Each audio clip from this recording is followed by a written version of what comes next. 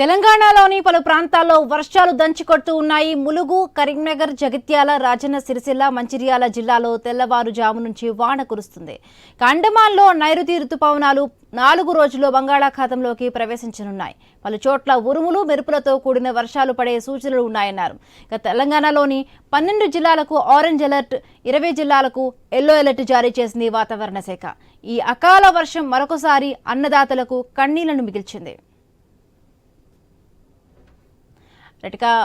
దీనికి సంబంధించి మరిన్ని పూర్తి అప్డేట్స్ మా కరెస్పాండెంట్ శ్రీనివాస్ అందిస్తారు. శ్రీనివాస్,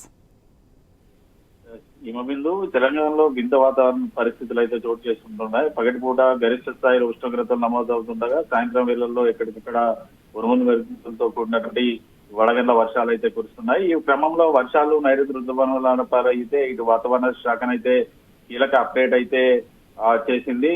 తూర్పు బీహార్ మరియు ఇతర దాని పరిసర ప్రాంతాల్లోని సబ్ హిమాలయస్, పశ్చిమ బెంగాల్ ప్రాంతంలోని ఉపరితల ఆవర్తం నుండి జార్ఖండ్, విదర్భ, తెలంగాణ మీదుగా ఉత్తర రాయలసీమ వరకు సముద్ర మట్టానికి 0.9 కిలోమీటర్ల ఎత్తులో ద్రోణి కొనసాగుతుందనేసి వాతావరణ శాఖనైతే తెలిపింది. ఈ ప్రభావంతో రానున్న 4 రోజుల పాటు నైరుతి రుతుపవనాలు మరింత పురోగమించి దక్షిణ అరేబియా సముద్రం, మాల్దీవుల మీదుగా ఇటు దక్షిణ బంగాళాఖాతంలోని మరిన్ని ప్రాంతాలు, పూర్తి స్థాయిలో అండమాన్ నికోబార్ దీవులు, అండమాన్ సముద్రంలో మిగిలిన ప్రాంతం మధ్య ఏర్పడే ద్రోణి ప్రభావంతో పాటు రుతుపవనాల ప్రభావంతో రాష్ట్రంలో 3 నుంచి 4 రోజుల పాటు భారీగా వర్షాలు కురుస్తాయంటూ కూడా వాతావరణ శాఖనైతే తెలుపుతున్న పరిస్థితులు అయితే ఉన్నాయి. తెలంగాణలోని ఆదిలాబాద్, కొమరంభీం, నిర్మల్, నిజామాబాద్, వికారాబాద్, సంగారెడ్డి, మెదక్, కామారెడ్డి, మహబూబ్ నగర్, వనపర్తి, నారాయణపేట, ఇటు జోగులాంబ, గద్వాల్ జిల్లాలో ఎక్కడికక్కడ ఉరుముల మెరుపులతో కూడినటువంటి 50 నుంచి 60 కిలోమీటర్ల వేగంతో ఈదురుగాలతో కూడిన వడగళ్ల వర్షాలు కురిసే అవకాశం ఉంది అంటూ కూడా వాతావరణ శాఖనైతే తెలిపిన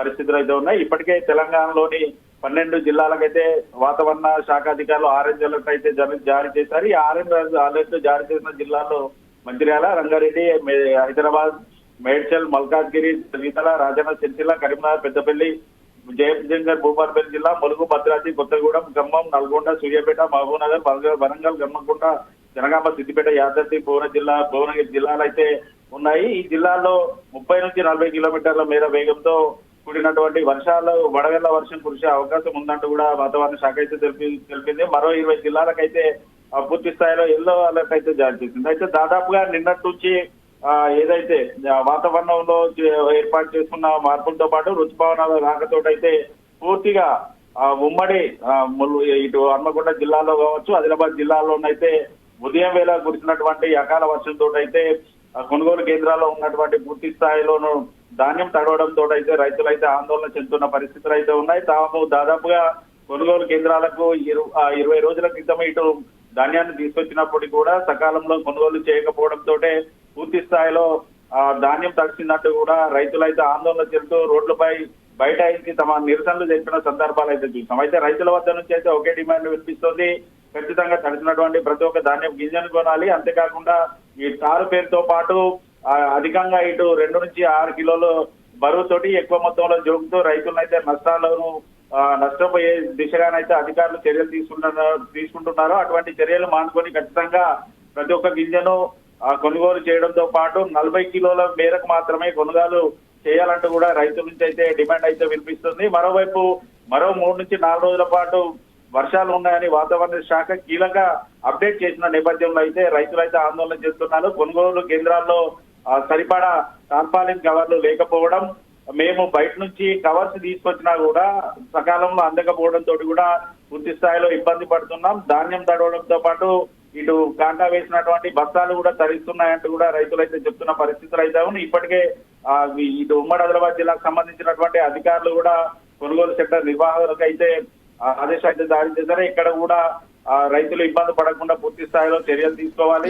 అంటే శ్రీనివాస్ అంటే గడిచిన 4-5 రోజుల్లో మనం చూస్తాము అన్నదాత ఎంత ఆవేదన చెందాడంటే కళ్ళాల ఆరబోసిన ధాన్యం కూడా చాలా వరకు తడిసి నానిపోయిన పరిస్థితి. అలాగే అంటే కేంద్రాల నుంచి కూడా తరలించడానికి లారీలు కూడా సరైన సదుపాయం లేదు అని చెప్తే ఇప్పుడు ఐఎండీ కూడా ఒక అలర్ట్ ఇచ్చింది. ఒక 4-5 రోజుల పాటు ఈ వర్షాలు కొనసాగే అవకాశం ఉందని. మరి నేపథ్యంలో అధికారులు ఏమైనా కూడా చర్యలు చేపట్టే అవకాశం ఉందా? ఇప్పటికే అన్నదాత చాలా వరకు రిక్వెస్ట్ చేస్తుంది, ఎలా అయినా కూడా తడిసిన ధాన్యాన్ని కొనవాలి, మద్దతు ధర రావాలని చెప్తున్న నేపథ్యంలో మరి అధికారుల నుంచి ఎట్లాంటి స్పందన వస్తుంది?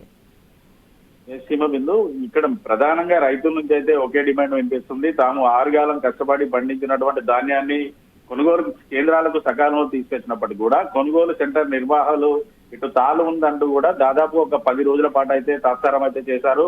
ఇటు తాలు పేరుతోటి 2 నుంచి 3 కిలోలు కటింగ్ చేస్తున్నారంటూ కూడా రైతులైతే ఆందోళన చేసిన సందర్భాలను అయితే మనం చూసాం. అయితే ఈ నేపథ్యంలో కొనుగోళ్లు మాత్రం సక్రమంగా జరగలేదు. మరోవైపు గత ప్రభుత్వంలో తాళ్ళు ఉన్నా ఏ రకంగా ఉన్నా కూడా 41 నుంచి 42 కిలోలు ఒక బస్తాకు తీసుకుంటూ కూడా ఇటు కాంటా వేసిన సందర్భాలు అయితే ఉన్నాయి. అయితే ఈ కాంగ్రెస్ ప్రభుత్వంలో మాత్రం పూర్తి స్థాయిలో తాళ్ళు ఉంటే అసలు కొనుగోలు చేయకపోవడం, ఒకవేళ తాళ్ళుతో ఉన్నటువంటి ధాన్యాన్ని కనుక రైస్ మిల్లులకు పంపిస్తే రైసు మిల్లుల యాజమాన్యాలు ఒక్కో లారీకి 15 బస్తాలు కటింగ్ చేయడం.